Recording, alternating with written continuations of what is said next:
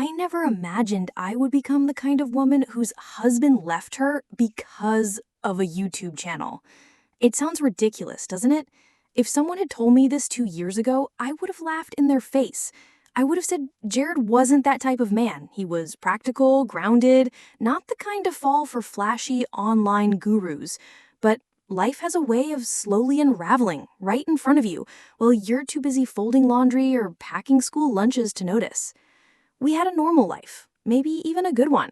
Jared worked from home as a software engineer. I worked at the local elementary school library. Our daughter Ellie, 6 years old, had a smile that could soften the worst kind of day. We weren't rich, but we got by. We had game nights on Fridays, pancakes on Saturdays, and a silly bedtime ritual that included making up fake words and trying to guess what they meant. It was ordinary. It was ours. And then one day, Jared started watching videos, those self-made millionaire types with gold thumbnails and red arrows pointing to cars, cash, women in tight dresses, and promises of freedom. He'd never been into that before. I think it started when his friend from college bought a new house in Scottsdale and posted a tour on Instagram. Jared watched it 3 times in one evening, barely said a word during dinner. After that, it was like a switch flipped. I noticed him staying up later. The sounds of motivational speeches, alpha mindset jargon, and success story testimonials drifted from his office at all hours. He stopped reading Ellie bedtime stories. He stopped helping with the dishes. And then came the name, Veronica Miles. That's when everything changed. She was the face of a channel called Empire Builders Network, with over 2 million subscribers and a platinum YouTube plaque on the wall behind her in every video. Her style was sleek, silk blouses, sharp cheekbones, and a voice like honey poured over glass. She called herself a millionaire mentor to high-performing men. Jared became obsessed. He said she was the real deal, someone who had cracked the code on financial independence. He even printed out her quotes and taped them to his mirror. I thought it was weird, but harmless. People go through phases, right? Maybe this was his midlife reboot.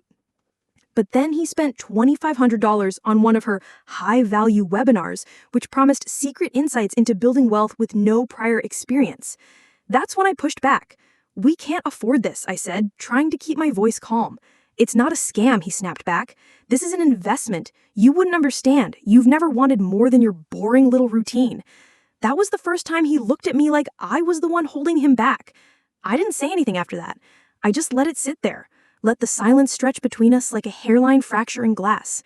From that point on, he drifted further away.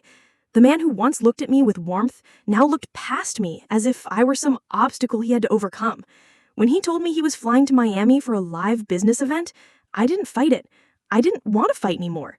He said it was part of a weekend mastermind with Veronica and her inner circle. I said, "Have a good trip," and watched him walk out the door with more excitement in his step than I'd seen in months. He didn't call once while he was gone. And when he came back, there was a different air about him. Smug, distant, like he knew something I didn't. He started talking about vibrational frequencies, about how I was too focused on the present instead of visualizing the life we could have. He told me Veronica had personally validated his business idea, that she saw greatness in him. I didn't know how to respond to that. I just nodded, made dinner, and went to bed early. But deep down, I was scared. I didn't know where my husband had gone or if he was ever coming back. It got worse after Miami. Jared didn't just admire Veronica, he worshipped her. He played her videos on loop in the background while brushing his teeth, while driving, even while working. Her voice was everywhere in our house. I started to feel like there were 3 people in our marriage, except the third one was a digital stranger with a fake smile and a perfectly lit ring light. He stopped talking to me about anything other than wealth mindset or the 9-figure blueprint. Every conversation turned into a lecture. If I said I was tired, he'd say I had a scarcity attitude. If I wanted to spend a quiet Sunday watching movies with Ellie, he'd scoff and say, "That's how broke people waste time." I began to miss the man who used to laugh with me in the kitchen, the man who cried when Ellie was born, the man who once wrote me a note on a napkin that said, "Even when life is chaos, I choose you." Now he was choosing her. And the scariest part? He didn't even try to hide it anymore. One night, I walked past his office and saw him on a video call with Veronica. She was in a silk robe, legs crossed, sipping something that looked expensive. Jared was smiling like a teenager at prom. When I asked him about it later, he shrugged. It's business. You wouldn't understand. But I understood. I understood too well. I started finding receipts, hotel bookings, charges for room service, a necklace from a boutique in Miami that definitely wasn't for me. The final confirmation came from an Instagram story. Veronica posted a boomerang of a champagne glass clinking against another hand, Jared's hand. He had a distinct scar on his knuckle from a biking accident 10 years ago. I recognized it immediately. My stomach turned. I remember sitting at the edge of our bed, phone in hand, heart pounding. I waited for him to come home that night, and when he did, I asked him point blank, "Are you sleeping with her?" He didn't lie. He didn't even flinch. "It's not what you think," he said, as if that line still worked in 2025. "She sees something in me you don't." That was the night something inside me snapped. I didn't yell, I didn't cry. I simply said, "You can sleep in the guest room." And he did. Like it was nothing. Like I was nothing. Over the next few days, we barely spoke. He walked around the house like he was already gone. Ellie asked me where Daddy was going. I told her he had a new job that might keep him away for a while. I didn't know how to tell a 6-year-old that her father had fallen in love with a YouTube illusion. When he finally moved out, he didn't even say goodbye, just packed his things, left a note on the counter that said, "This is the beginning of something bigger." I stared at that note for a long time, wondering if he meant it as comfort or cruelty. The house felt emptier after that. Not quieter, just hollow, like a theater after the actors have left the stage. And all I could think about was how the man I once loved had traded us for a camera, a slogan, and a woman who didn't even know how to spell empathy. But I wasn't broken. Not yet. I still had Ellie, and I still had myself. The weeks that followed were surreal, like walking through a dream you couldn't quite wake up from. Jared was gone, but not completely. His clothes were missing from the closet, but his scent still clung to the pillows. His toothbrush was gone, but his cologne was still in the drawer. Ellie kept asking questions. "Is Daddy coming home this weekend? Can we call him tonight?" I gave her the softest lies I could manage. "He's really busy right now. He still loves you very much." I didn't say what I really wanted to say, that her father had run off chasing gold dust and validation, that he had abandoned his own family to become someone else's project. Veronica, meanwhile, became unavoidable. Her face popped up on YouTube ads, podcasts, Instagram reels. She released a new course called Dominating the Digital Masculine, and Jared was one of the featured testimonials. There he was, in a tailored blazer, talking about how she had unlocked his power. I sat in the living room watching it all unfold on my laptop while Ellie napped beside me. My stomach churned. I wanted to reach into the screen and shake him, not because he had left me, but because he truly believed this was growth. He truly believed being seduced into an overpriced mentorship program was his awakening. But the world works in funny ways, and the internet always remembers. One night, scrolling through Reddit before bed, I stumbled upon a thread that caught my eye. Exposing Veronica Miles, fake guru or real deal? I clicked. What followed was a black hole of receipts, screenshots of emails, reverse image searches proving her clients were stock models, breakdowns of her resume showing inconsistencies, and accusations from former students who had paid tens of thousands and received nothing but group Zoom calls with generic advice. One guy claimed he had filed a police report after Veronica ghosted him following a $25,000 payment. Another said she used AI to write her ebooks and never responded to refund requests. I stared at my screen for over an hour, absorbing every detail, heart pounding, not from satisfaction, but dread. I knew Jared was not going to take this well. The next morning, I got an email from him. No subject, just a single sentence. "Can we talk?" I didn't reply. Not right away. I went to work, made dinner for Ellie, read her a story about a bear who lost his way and found it again with help from his forest friends. After she fell asleep, I sat on the couch, reread his message, and deleted it. The thing is, I knew Jared would be back. I knew this version of Jared, this empowered entrepreneur he had tried to become, was built on quicksand, and quicksand always collapses. It was only a matter of time, and I wasn't going to be his life raft when it did. It took exactly 12 days for him to show up. I was folding laundry when I heard the knock. 3 soft taps, like he wasn't sure he wanted to be heard. I knew it was him before I even opened the door. Something in the air shifted. That faint sense of guilt mixed with desperation. And when I opened it, there he was, standing on the porch with his backpack slung over one shoulder, hoodie damp from the mist, eyes bloodshot and hollow. He looked nothing like the man in those mentorship testimonial videos. He looked like someone who had lost a war he started against himself. "Hey," he said, like we were old friends, like nothing had happened. I didn't say anything. I just waited. He took a deep breath. "Can I come in?" "No," I replied. His jaw clenched slightly, but he nodded like he deserved that, which of course he did. "Look, I messed up. I see that now. She's gone. Veronica. She shut everything down. Websites offline, her team vanished, she blocked me. I lost everything." He paused, searching my face for sympathy, maybe even pity. I gave him neither. He shifted his weight from one foot to the other. "I thought I was building something. I thought she believed in me." His voice cracked. "But it was all fake. All of it." I folded my arms. "What do you want, Jared?" He looked down. "I want to come home." A silence passed between us, thick like fog. Somewhere inside the house, Ellie's cartoon show echoed faintly. And I thought about all the nights I held our daughter while she cried because he didn't call.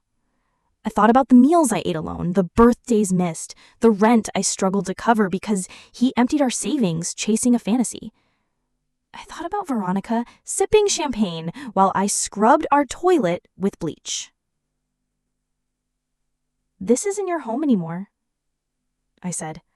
His eyes darted back up, panicked. "Please, just let me explain." "Explain what? That you threw away all life for a woman with a ring light and a microphone?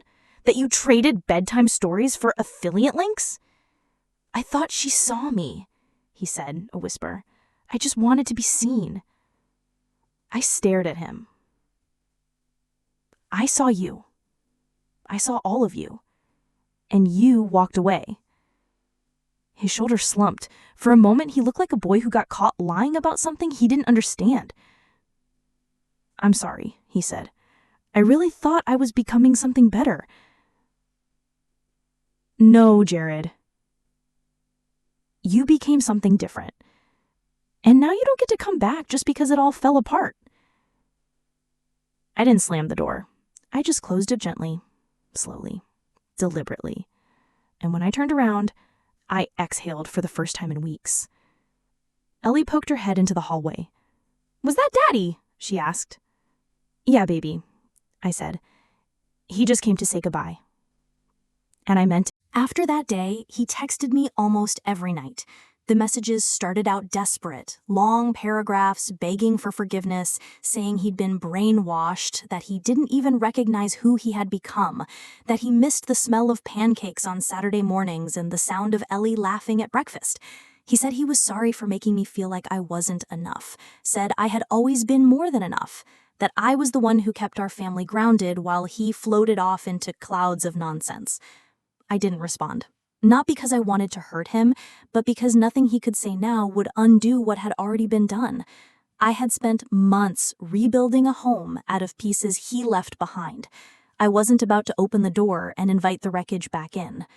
Eventually, the texts changed tone.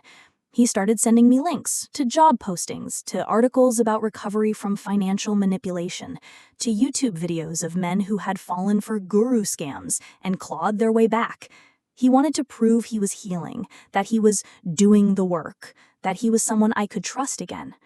But trust isn't something you win back by forwarding TED Talks. It's something you protect before it breaks. I started therapy, not because of him, but because I needed someone to remind me that I wasn't crazy, that I hadn't failed as a wife, that my instincts, my anger, my sadness, my decision to slam the brakes were all valid. My therapist, a kind woman named Diane, asked me one day, "Do you miss him?" And the truth was, I didn't know how to answer. I missed the version of him that existed before Veronica, before the mentorships, before the mirror quotes and buzzwords. I missed the man who used to rest his hand on my back while I cooked, the man who cried the first time Ellie called him daddy. But that man hadn't been around in a long time. He'd vanished slowly, like a sunset fading behind a wall of fog. And once I let go of the idea that he might come back, I realized something. I was okay without him. More than okay. Ellie was thriving. She no longer asked about her father every day. She had ballet lessons, a new best friend named Kaylee, and a favorite stuffed llama named Bingo. I bought a new couch, painted the guest room, got rid of the desk Jerry used for his business calls. The house began to feel like mine again. Not because I'd scrubbed it clean of him, but because I filled it with something better. Peace, space, laughter that wasn't forced. And on quiet nights, when I sat with a glass of wine and the TV off, I realized something I hadn't dared to admit before. I was proud of myself. I had survived not just a betrayal, but an erasure, and I had rewritten the story without waiting for an apology to give me permission. I saw him once more, months later, outside the grocery store near our old neighborhood. He looked thinner, older, like life had taken a few things from him and hadn't given anything back yet. He was pushing a shopping cart with nothing in it, just moving slowly down the sidewalk like he wasn't sure where to go. Our eyes met for a moment, and he gave me this small, cautious wave, not the kind you give an old friend, the kind you give someone who used to know you before you became someone else. I didn't wave back, not out of spite, but because that moment didn't belong to us anymore. That chapter had closed, and I wasn't about to crack it open just because the wind blew in an old direction. Ellie was in the back seat, humming along to a Taylor Swift song, completely unaware that the man who used to read her bedtime stories was 10 feet away holding a plastic cart and a shattered ego. I drove away without saying a word. I don't know if he saw me leave, but I like to think he did. I like to think he watched that car pull out and realized for the first time what real distance felt like. Because there are distances that miles can't measure. The space between betrayal and healing is one of them. In the weeks after, he sent one last message. It was short, just 3 words. "I understand now." I didn't reply. I didn't need to. Sometimes the absence of a response is the most honest answer you can give. Life moved on, not in the dramatic way they show in movies with new love interests or tropical vacations, but in the quiet, steady way that healing always does. I started going to pottery classes. Ellie learned how to ride her bike without training wheels. I read books again, not about growth or strategy or wealth, but about messy, complicated women who found their way back to themselves. I let go of the version of me that thought love meant sacrifice, that thought being a good wife meant being endlessly patient with someone who treated me like a stepping stone to something shinier. I wasn't angry anymore. I wasn't waiting for karma to find him or for him to suddenly realize how much he had lost. I already knew what I had gained. Myself, my clarity, my boundaries. I had learned to listen to my gut when it whispered, "This isn't love." I had learned that betrayal doesn't always come in the form of screaming matches or lipstick on collars. Sometimes it comes softly, through a screen, with perfectly edited videos and a smile that isn't meant for you. And when it does, you either drown in denial or swim for your life. I chose to swim. Sometimes at night, when the house is quiet and Ellie's soft breathing hums through the baby monitor, I lie in bed and think about the woman I used to be. The woman who believed that stability was worth any cost, even her own silence. The woman who swallowed her doubts because she didn't want to seem unsupportive. The woman who stood at the bottom of the staircase listening to her husband whisper sweet nothings to another woman through a screen, and still asked herself if maybe she was being too sensitive. I don't hate her. I ache for her. I want to reach back through time, place a hand on her shoulder, and say, "You are not being dramatic. You are not being jealous. You are being erased." Because that's what it felt like I was fading, pixel by pixel, while Jared chased an image of success so artificial it could be paused with a mouse click. I've spent so long blaming myself for not seeing it sooner, for giving him space when I should have drawn a line, for forgiving too quickly, for hoping too long. But healing has taught me that grace for others must begin with grace for yourself. I didn't fail our marriage. I showed up. I loved hard. I stayed long after the love had stopped being returned. That's not weakness. That's endurance. And now that I've stepped out of that shadow, I've come to understand something I never would have believed back then. Leaving is not the opposite of love. Sometimes it's the purest form of it. I left because I loved my daughter too much to let her grow up thinking that this was what love looked like. I left because I loved myself enough to believe I deserved better than being someone's second choice when their scam fell apart. And most of all, I left because I finally realized that no one, not even someone you've built a life with, has the right to ask you to disappear so they can shine. There's light in me, too.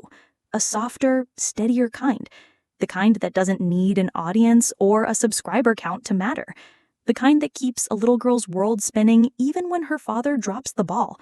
The kind that comes from within and can't be sold in a course or taught in a workshop. And that light, it's enough. If you had asked me a year ago how my life would look today, I never would have guessed this.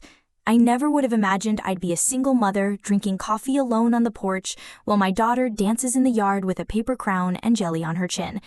I never would have imagined that peace could feel like this. Quiet, unpolished, earned. I'm not rich. I don't have 1 million followers or a digital product to sell. I don't wake up at 4 a.m. or meditate with crystal bowls. But I do wake up with a clear mind. I do kiss my daughter's forehead every night knowing I chose her and I chose myself over a life built on delusion. Jared never found what he was looking for because he didn't even know what it was. He thought success came in dollars and attention, that love came in adoration and ego, that family was a thing that waited for you while you chased applause. He was wrong. And when the music stopped, when the smoke cleared, when the woman who promised him freedom disappeared with the last of his dignity, he came back. But by then, I had already done the hardest thing any woman in my position could do. I had stopped hoping. I had stopped waiting. I had stopped making space in my heart for a man who once looked at me like I was in his way. And so I did the one thing he never expected. I closed the door. I didn't slam it, I didn't scream, I didn't give him a monologue about everything he threw away. I just looked him in the eye and said, no. That one word was everything. It was the years I stood by him compressed into a single breath. It was the nights I cried into a pillow while he texted another woman. It was the bills I paid alone, the birthdays he missed, the small girl who asked why her dad didn't call anymore. It was all of that and more. And now, when people ask me if I'm over him, I say, he's not something I needed to get over. He's something I let go of. Letting go doesn't always mean you don't care. Sometimes it means you've cared enough. You've tried enough. You've lost enough pieces of yourself trying to hold someone else together. And now, you choose you. So if you're listening to this, if you're someone who's been left behind for a fantasy, if you're someone who's doubting whether your love was enough, this is for you. You are not the one who failed. You are the one who stayed when it was hard. You are the one who chose honesty when they chose illusion. You are the one still standing. And that, my dear, makes you the strongest one of all. I didn't get the fairy tale, but I got something better. I got myself back.